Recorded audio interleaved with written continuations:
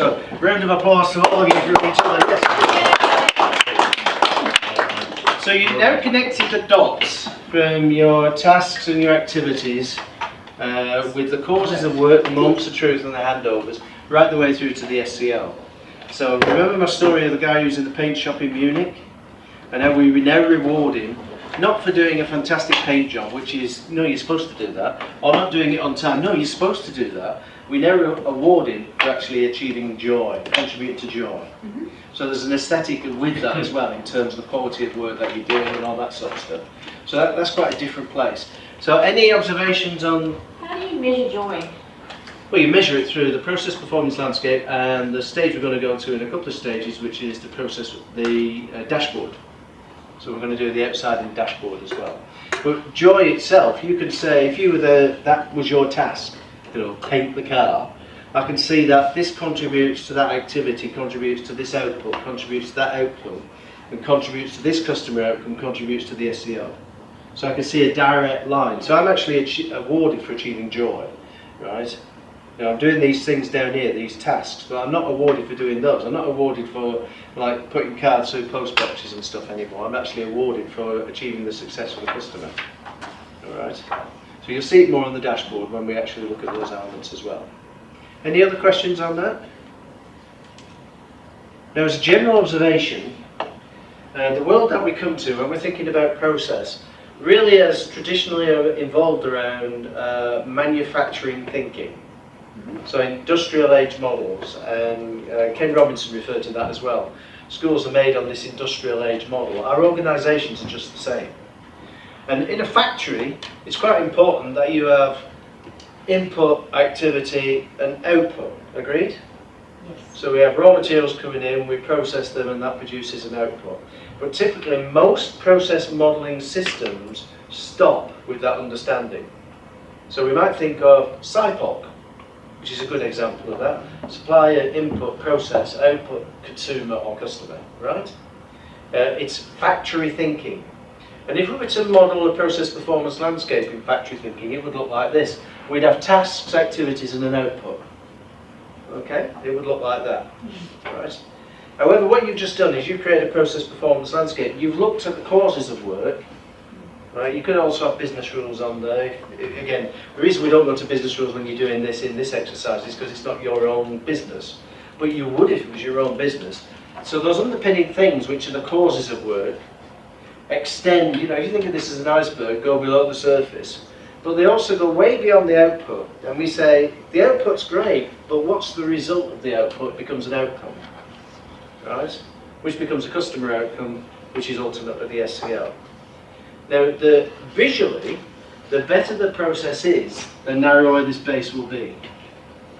So you have a visual orientation. So with that visual orientation in mind, let's be consistent with my colours.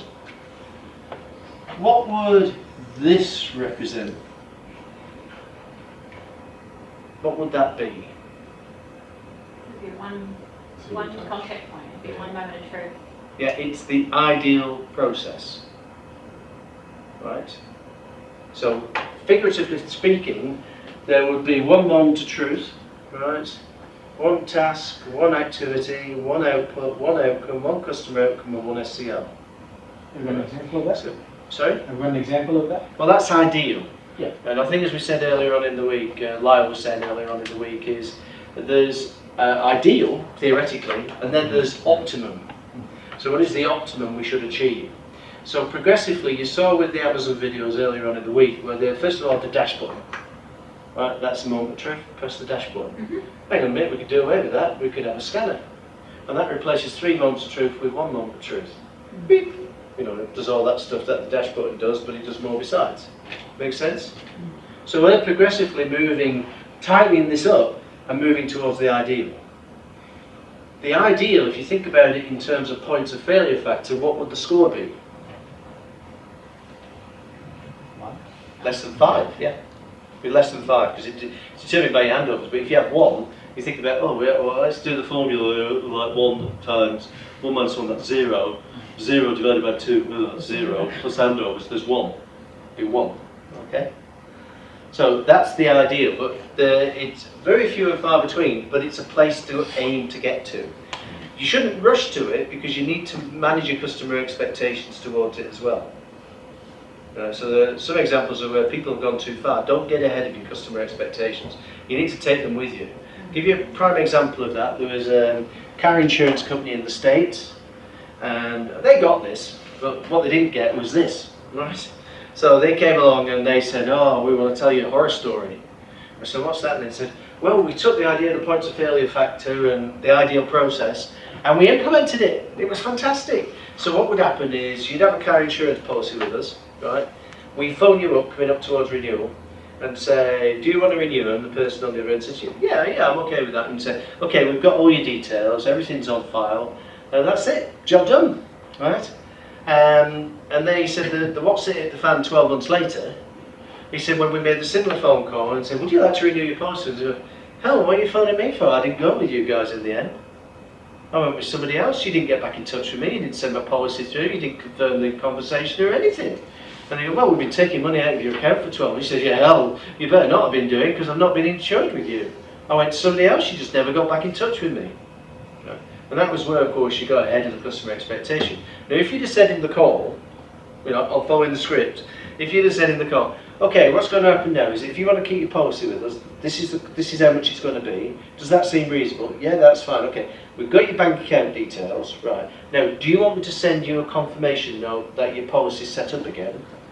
Or are you okay leaving it here and we'll draw the money down next month, from the first premium for the next 12 months? And some people would say, yeah, look, I don't want another email. I get enough emails as it is. I'm fine with that. It's enough to know you're taking the money and I'm insured. Other people who are more risk averse say, yeah, I'd like